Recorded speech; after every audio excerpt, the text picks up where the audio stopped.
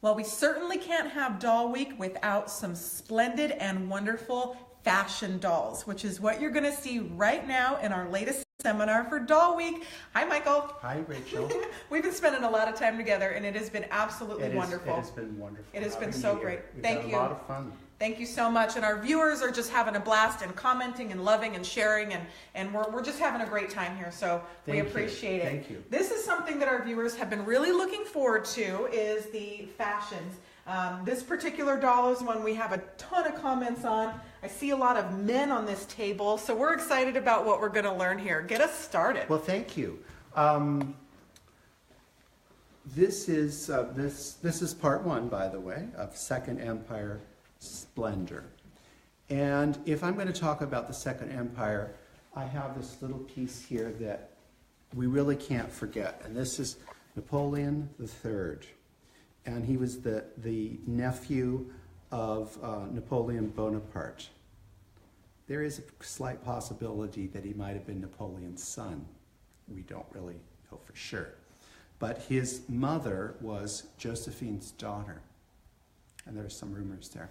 Now, Napoleon was brilliant, Napoleon I, a brilliant military mind.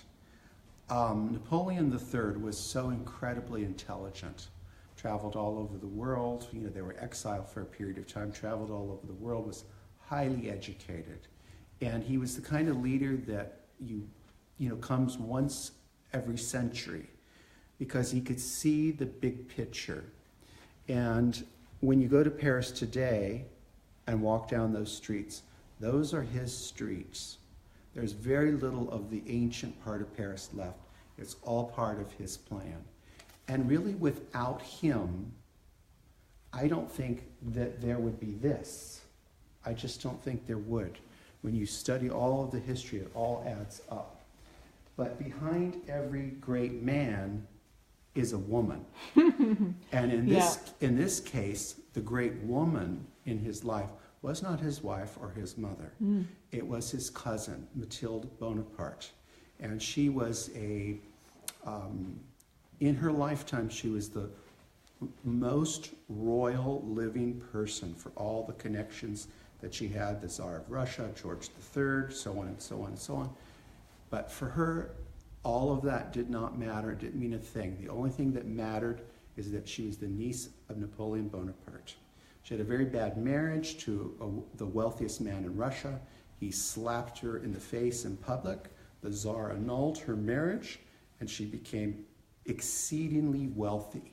She took that wealth and she backed her cousin to become the president of the Republic of France. And then eventually, again, they restored the monarchy, which became the Second Empire. We are very honored to have in our collection this doll here that actually belonged to Mathilde Bonaparte. Amazing. Yes. And she was, by the time this doll was new, she was an adult. But she was friends with all of the leading writers of the day, the artists. The Louvre Museum that you see today is a creation of Mathilde Bonaparte and her longtime lover, who put the collection together. Now, she never married after her annulment. Why would you when you're so incredibly wealthy? You don't have to give up your wealth to any man. But we know from this doll came in a box, and on the box it said Imperial Princess Mathilde Bonaparte in her handwriting. And we know that she loved dolls, doll houses, because she went shopping and on excursions with her friends, that great writers of the day, and they wrote about it. They wrote that she bought some dollhouse furniture today, and she bought some pieces. So this is just a really wonderful treasure that connects the Grovian all the way back in time to that really special place. What a treasure. And she was a remarkable woman, by the way. And I could see that she would love to shop for dolls and never lost her playfulness. But the main thing that she had is her fidelity to the success of France was unbreakable. So that's our connection here. So here you have really the Second Empire full throttle. The economy is doing fantastic. They're expanding their colonies. There's the Panama Canal, or Suez Canal, all these things that they're involved in. And with Napoleon III's reign, also brought back fashion, because the revolution had really devastated the fashion industry. So the dolls reflect that. And as you're wealthy, you have more money for material. Now, if this were a full-size lady's dress, this would be about 30 yards of fabric. Look at that. Yes. So that takes wealth to have that. And we're pretty fortunate to have in the Grovian collection 4 dolls by Alexandre Dehors. Here's one, here's one, here's one, and there's one. So we have 2 gentlemen and 2 ladies. And I should take off his hat because he's just a fabulous He doesn't even have hat hair. He does. And Look at that. the Dehors dolls at this period in time were retailed by Maison Guillard, which was Maison Guillard had the approval of the Imperial household, and they actually were the toy providers for the Imperial prince, which was the only son of Napoleon III and Eugenie, his wife. So here he is as a young man who died very, very young, very tragically. But you can see that if you look at this image and you look at this face, there is a similarity of, just like in the 60s, we liked things that looked like Jacqueline Kennedy. They wanted things that represented the height of style in their culture. His eyebrows are just fabulous. Yeah, now what's interesting about this one is this is applied hair for his facial features, but his shoulder plate is muscular, actually has male muscles on it. So this doll was always meant to be a he. And then the lady next, again, is a Dehors doll also. And look at the incredible, graceful hands. And she has a fully molded bosom, a fabulous piece. And with the, a cup and saucer swivel neck. A lot of people say, what's your favorite doll in the museum? This is one, I can't give you all of them, but in kind of classes, their types, this is one of my favorites. And he's one of my favorites.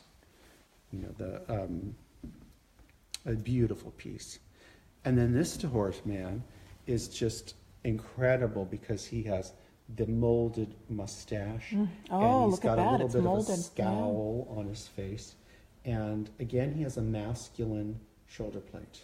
So what is going on with his eye? Well, he has a baking flaw coming out of the corner of his eye. And we talked about condition yesterday, or whenever we talked about it. And here's the 411 on that. If that came along and did not have that, I might not be able to even be a contender of having it. Right. If I could have it, then I could keep it and say, oh, this one doesn't have a baking flaw, and I could upgrade it. But there's never been another one of these show up since then. Right. And so it's one of those things that you have to decide. See, I see that he was in a hunting accident and he got it's a little scar. Yeah, So it gives him character. on how Absolutely. how you look at it. And I actually don't, I understand you're pointing a camera in his face. And it looks worse Yeah, here, there. But here's the thing is, I see just the incredible detail of that.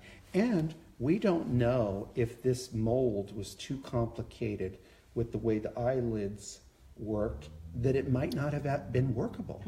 They might have just quit production. Yeah, they might have quit producing it, because if you keep having shrinkage and things like that. Problems. Remember that these dolls were made with pressed, at this period they didn't know how to do, well maybe they knew how, but they didn't use a poured method. They're pressing it in. So it could have been, who knows? But the thing is, what I know is that's the only one.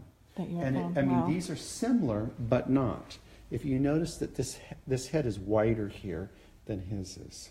Christian just asked, what are their eyes? Their eyes are glass. Their eyes are glass. I mean, these are cobalt. The men are both cobalt blue eyes. Hers are actually paperweights. And it is unusual to have brown eyes because the Empress of France had blue eyes. So, you know, usually the Queen, the Empress, they kind of dictate what's happening.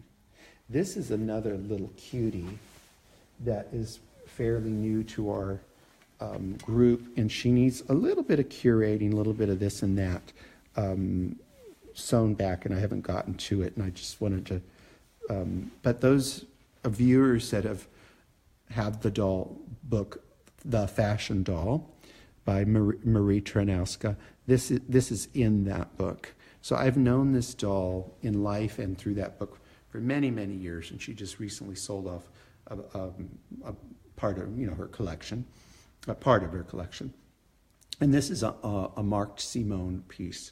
So this Simone, was yeah. Simone. So this was right on Rue de Rivoli.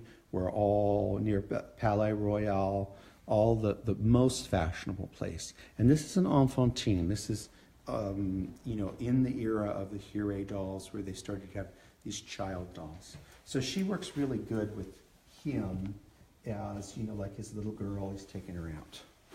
But then here's an amazing Dehors, in my opinion, an amazing Dehors doll with the original dress, which we know that this doll was marketed by Maison Guillard because they gave away photographic books when you bought the dolls. That. And this is featured in that book.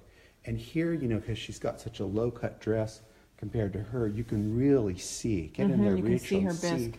the Look at bosom, that. The molded and bosom. and the shoulder. I forget what you call that, but all these molding.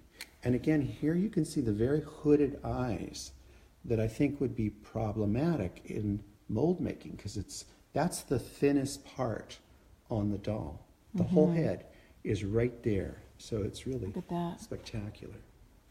And funny thing is, you know, you never know where things come from. This doll came out of a home in Pasadena, California. Amazing. So, you know, a wealthy family at one point probably went to France for the you know, the grand tour. And brought home a little keepsake. Yeah, a little something. Look at her dress. We're just going to show this detailing. This is just one of the most incredible fashion dresses I have ever seen in my life. I made a pattern of this dress many years ago, and it took me, without having a dress to work with, it took me 3 solid days to figure out the pattern. And it's actually much more complicated than you think.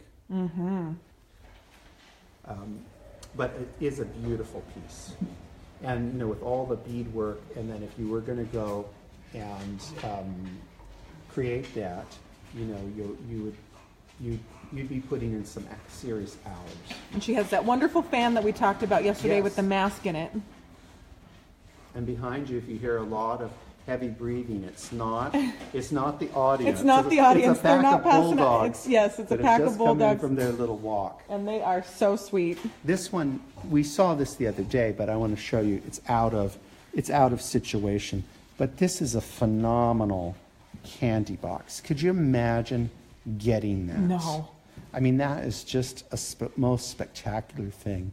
And I could never imagine getting this because it took me a very long time to one day receive it. But here we can see a little behind the scenes bit. You can see that the mold was specifically made for this because the arm is cut off in a way so that it'll work with this body type. So it was it's not a doll laying down, it's all in situation, it's all molded in this piece. But, you know, it has I would imagine it's probably a harem girl or a Second Empire lady just in a very sexy little outfit. Talk about a premium gift option. That really was. And that would have been expensive in the time. And, you know, imagine this is just for chocolates. Right. So the chocolates wouldn't have been any price compared to that. Amazing. And, you know, of course, love her exposed bosom too. That's very important. And look at that. Wonderful. A lot of detail. And, of course, Sensual we are artists. G-rated, but, in France, that would be like, that's just natural. Normal. Yeah, it's Yep, normal. normal and natural. And then I should show you this handsome guy. I mean, I love him. And look at that face. And this is all fired on this detail.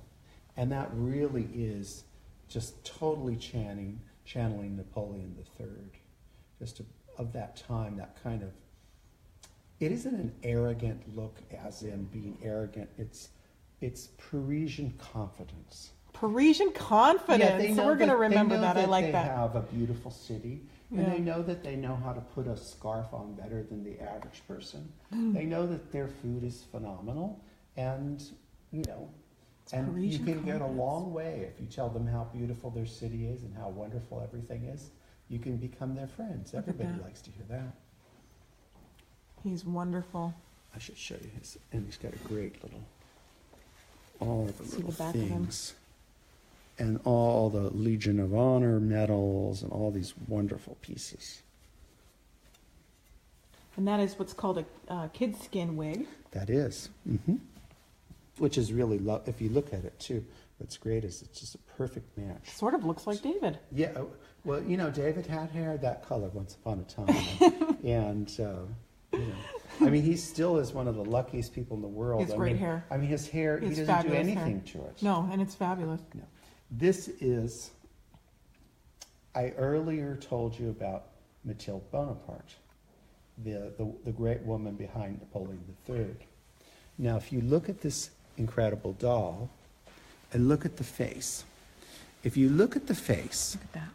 her face looks like Napoleon. Oh, it does. Well, guess what? It looks like Napoleon because this is Napoleon's niece. This is Mathilde Bonaparte. That's a doll for a child to play with. This is a doll too, but this is a portrait. This is a portrait of her. If you took her when she was young, which I have beautiful images of her, and you overlaid this on her face, this is her. Gorgeous. You see that strength, determination, and this is really one of the, not to be sounding like the rarest dolls in the world, this is one of the rarest dolls in the world. It's by a maker called Marie Emmanuel Couchet. Wow. And Marie is also used as a male name too in France. So it's a he that was the creator. And the marvel of the doll is actually the body, which is it's a crazy experimental body that, it looks like, not to take the clothes off, but it looks like it's like she's wearing a ballet suit, stockings. And underneath it is all kinds of a mechanism. And it's probably not something that worked really great as far as kids liked, but they put this phenomenal head on the body. She looks 3D. It's just she really fabulous. does. And look at the eyes when you see that those are painted eyes. Those are not glass eyes. But it's really a wonderful, Stunning. wonderful Can we see piece. the back of the dress? Sure. Let's take a look at that. Look at that. And, she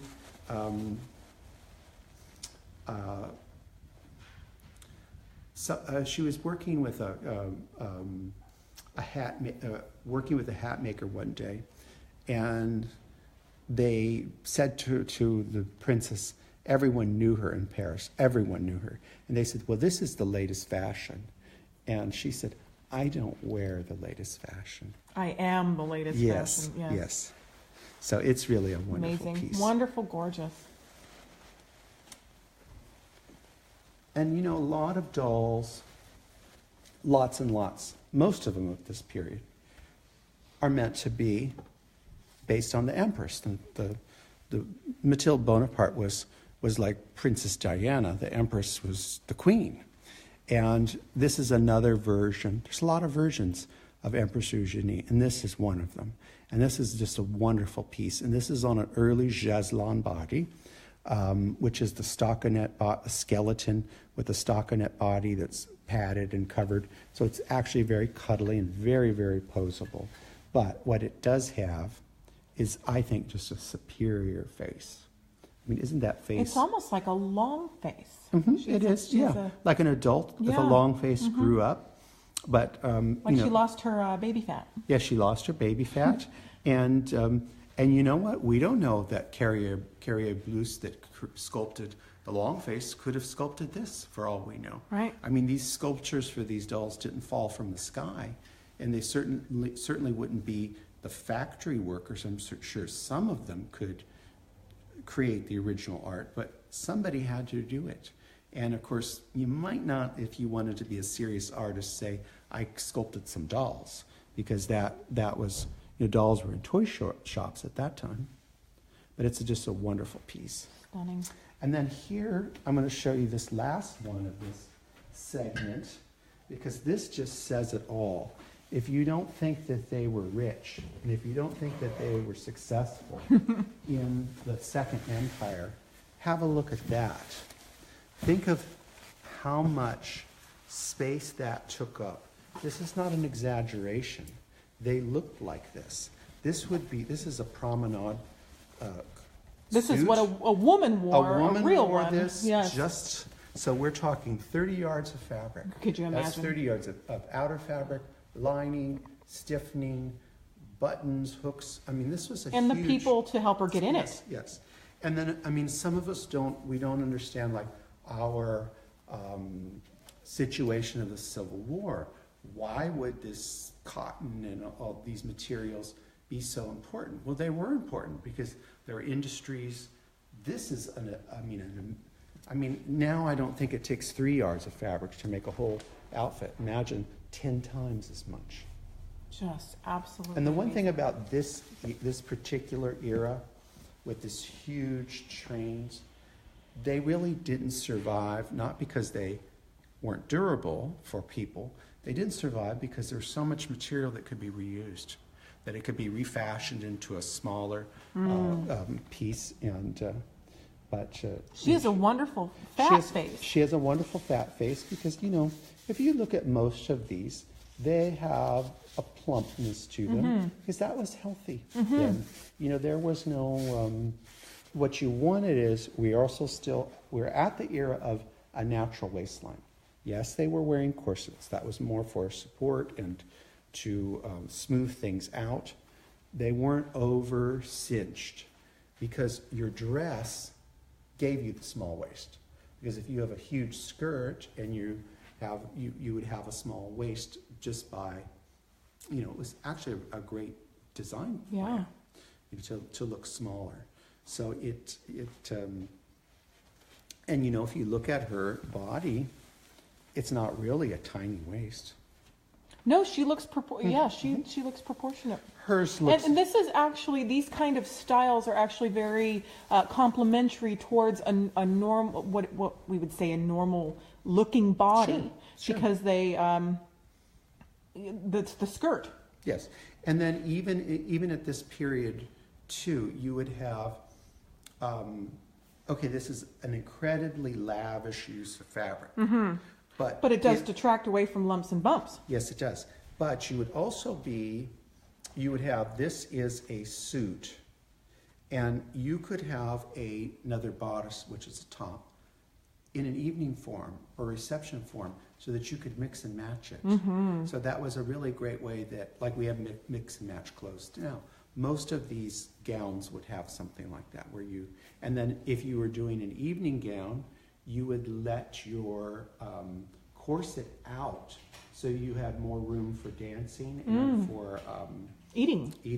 And I have a bad back, and sometimes I have to wear a back, like basically a weightlifter belt, which is, let's face it, it's a corset. And it does make it hard to drive, and it does make it hard to eat. So you understand. So you have to let it out, and then you have a little more room. You can identify with these ladies. Well, absolutely. The big dresses, just like wedding dresses, are very becoming and flattering on their figures. Yes. Just like it would be for a real human. Yes. And we won't ever see this again except going down the aisle at your wedding when you have a big gorgeous dress at your wedding. But we're not going to see this on ever again. I would be surprised in our lifetime if we ever see anything quite like this. Oh, Yes. what a treasure. Michael, thank you for sharing Thank these you. wonderful treasures with us. We appreciate it. Thank you. Bye-bye. See you soon.